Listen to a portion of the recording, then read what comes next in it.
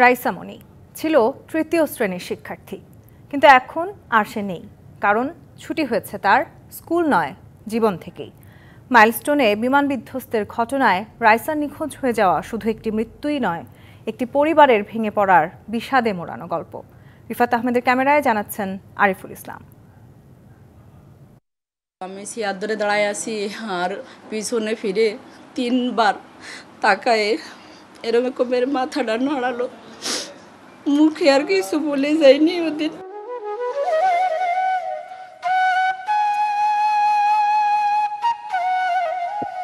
মায়ের চোখে পানি নেই, শুকিয়ে গেছে দীর্ঘশ্বাসের ভারে। 3 দিন ধরে কান্না নয়, যেন এক বোবা স্তব্ধতা। তৃতীয় শ্রেণীতে পড়া রাইসা মনি জীবনের সবকিছু ফেলে চলে গেছে অনন্ত ছুটিতে। পাখিকে তোর পাবো না। সোমবার স্কুলে যাওয়ার সকালে খাবারটা পড়েছিল যেমন তেমনই। রাইসার পছন্দের মাছ রুই।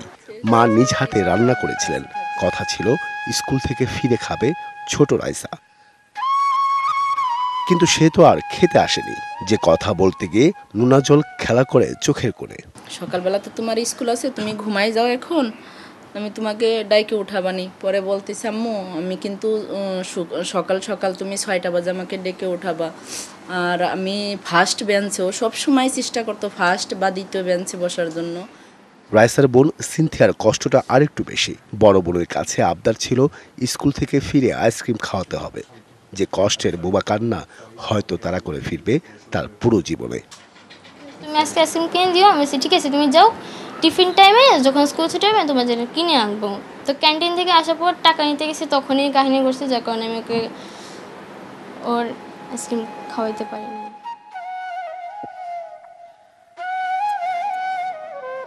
রাইসার খাতার পাতায় বড় বোন সিনথিয়ার লেখা, জানি না কেন তোর জন্য কিছুই করতে পারলাম না।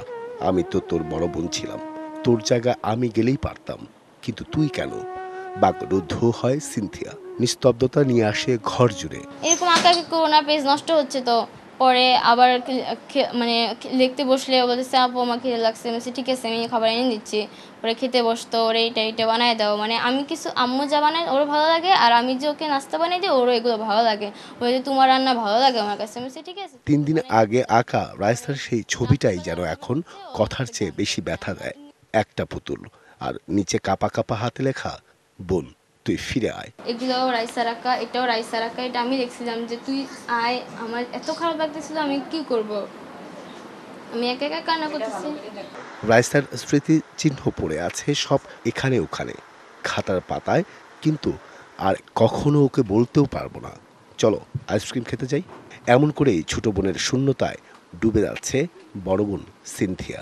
দেরি হয়ে যাবে, কিন্তু আমি আজকে ফার্স্ট বেঞ্চে বসবো। ঠিক আছে তুমি বসো, আমি আগে রেডি হয়ে নিই। বলছে দেরি হয়ে যাচ্ছে, দেরি হয়ে যাচ্ছে। আমি বলছি দাঁড়াও দাঁড়াও আসতেছি। ও খাওয়া দাওয়া শেষ করে পরে বলছে আপু চুলটা বেঁধে দাও। আমি ওকে 2টা বেনি করে দিয়েছি। পরে ও মোজা পড়তেছিল। ওর হ্যাবিট হচ্ছে ও মোজা হাঁটুর উপর পর্যন্ত পড়বে, ছট মোজা হলেও সেটা টেনে টেনে উঁচু করে পড়বে।